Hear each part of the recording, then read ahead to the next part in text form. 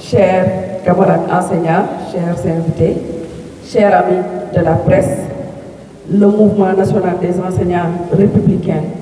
adresse ses vives félicitations à son Excellence le Président de la République, M. Macky Sall, leader de l'Alliance pour la République, président de la coalition Benno Bokk Yakaar, et salue par la même occasion la vitalité de notre système démocratique fortement consolidé lors des élections législatives. Après la proclamation des résultats par le Conseil constitutionnel, sans heurts ni violence, nous pouvons, au même titre que les observateurs internationaux qui ont suivi et accompagné tout le processus électoral, nous féliciter de son bon déroulement dans le calme, la sérénité et la transparence sur toute l'étendue du territoire national et international. Dans les annales de l'histoire politique de notre jeune nation, mention sera faite de cet événement. Mais il est aussi à noter que toutes ces prouesses démocratiques ont pour seul artisan le président M. Macky Sall. Sur les 8 coalitions en lice, la coalition Benno Bokk Yakaar est arrivée première avec 82 sièges de députés et 1 518 137 voix. La coalition Benno Bokk Yakaar obtient donc une majorité relative à l'hémicycle qui pourrait se transformer en une majorité absolue par le jeu des alliances stratégiques. En tout état de cause, l'hypothèse absurde et farfelue d'une hypothétique cohabitation est définitivement écartée. Sachant que ce désir, cher à l'opposition au titre radical, laissé transparaître chez nos adversaires peu patriotes du camp d'en face la volonté manifeste de bloquer le pays depuis l'Assemblée nationale. Toutefois, il serait important de retenir avec l'opinion que le recul de la coalition Benno Bokk Yakaar procède de plusieurs facteurs, notamment les conséquences des crises internationales, la Covid-19 et la guerre entre la Russie et l'Ukraine, qui ont renchéri le coût de la vie avec d'inévitables hausses des prix, dont ceux de l'énergie et certaines denrées de première nécessité, cela malgré les énormes efforts consentis par l'État pour amortir l'impact de ces inflations chez les populations. À cela s'ajoute une campagne de manipulation menée par l'opposition en manque de programme. Sur la question de l'année scolaire, les enseignants républicains tirent un bilan satisfaisant et saluent le climat apaisé entre les acteurs qui a impacté positivement sur les résultats aux examens. Pour le CFE, nous avons eu un bond qualitatif de plus de 11,65% avec un taux de réussite de 73,8%. Le baccalauréat avec un taux de 51,99%. Le BFM avec un taux de 70%. De très bons résultats comparés à ceux de l'année dernière. Une performance hautement appréciée par toute la communauté éducative. De très bons résultats, les enseignants ont encore fait preuve de patriotisme en sortant de leur zone de confort et en faisant preuve d'un sens élevé de la responsabilité. Dans ces moments de gloire, nous félicitons le président Macky Sall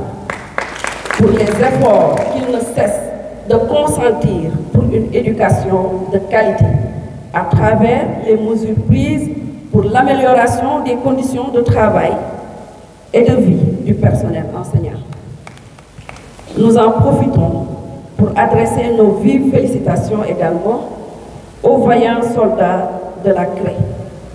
et tous les autres acteurs du système éducatif. Nous restons mobilisés pour une école apaisée, pour encore quelques années devant nous, et des résultats compatibles avec tous les investissements du régime de Macky Sall. Pour finir, le mouvement national des enseignants républicains réitère son engagement ferme et sans réserve aux côtés du président Macky Sall pour la construction de notre chère patrie, le Sénégal. Nous appelons tous les enseignants à rester mobilisés derrière lui. Vive l'Alliance pour la République, vive la coalition Benno Bokk Yakaar, vive le président de la République Macky Sall. Je vous remercie de votre attention. Vous êtes bons, nous passons au wolof. Nous sama mbokk jàngalekat yi ku ci nekk sa tur ak sa sant di nuyu suñu xaritu journaliste yi fi teew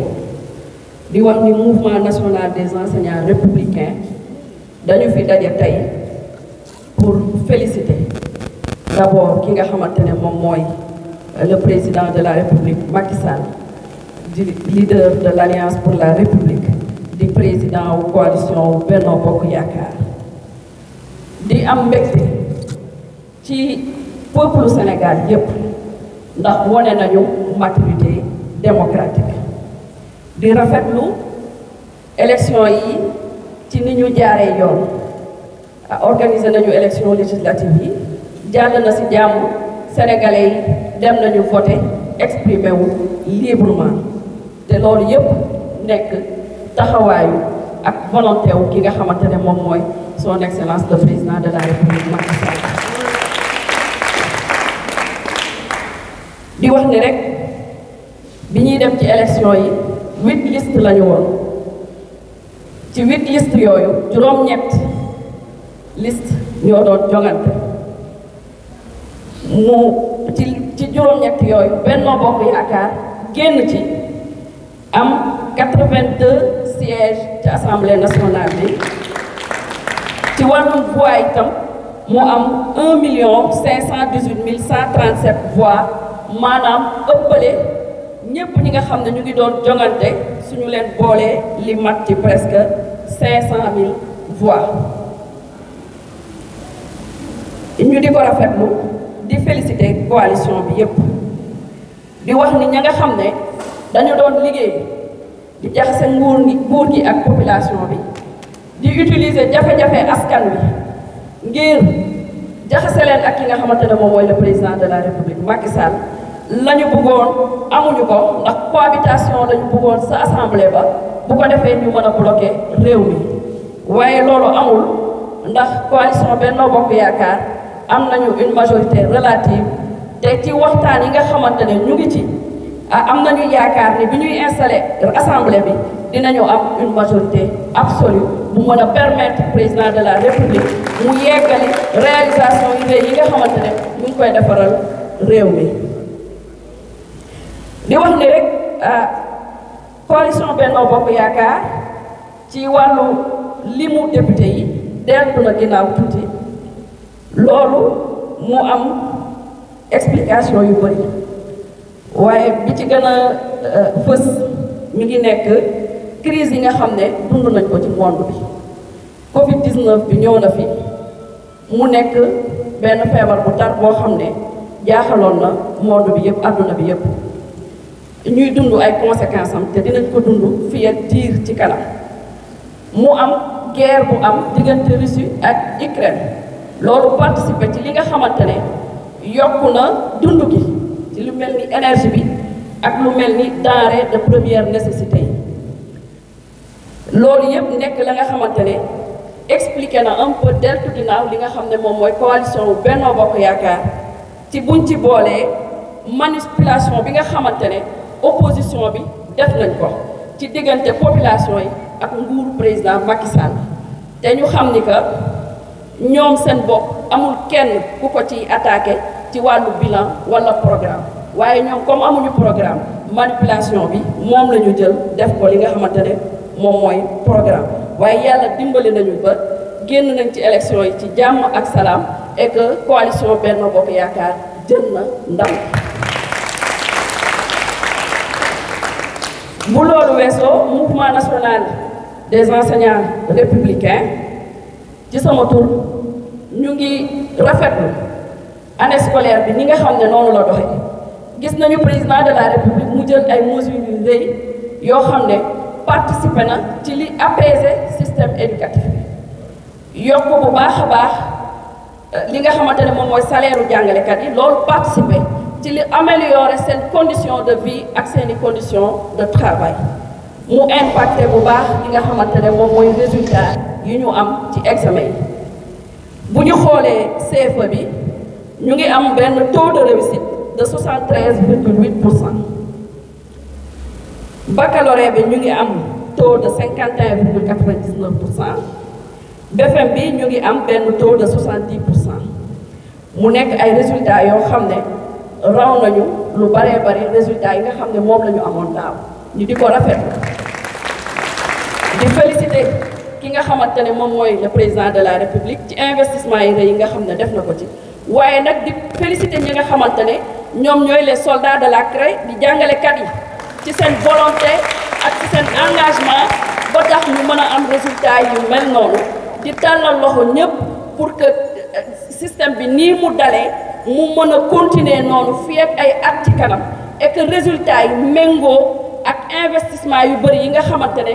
nguuru Sénégal mi ngi koy def ci li nga xam ne moom mooy système éducatif bi. bu leelu weesoo ñu ngi wax ki nga xamante ne moom mooy suñu leader le président de la république Macky Sall ni jàngalekatu APR Alliance pour la République yëpp ñu ngi ci ginnaaw ñu ngi ci wetam ñu ngi réitérer suñu engagement ci wetam di ko jàppale ci construction bi nga xamante ne mi ngi koy construire état du Sénégal et di wax ni que ñun ñu ngi ci service am et que lépp loo xamante ne war nañ ko def pour nekk force de proposition ak contribution bi nga xam ne moom lay xaar ci mouvement bi ñun taxaw nañu temm pour doxal li nga xamante ne moom mooy mission yooyu di leen gërëm bu baax di leen sant di jaajëfal jàngalekat yi membre Alliance pour la République yëpp maa ngi leen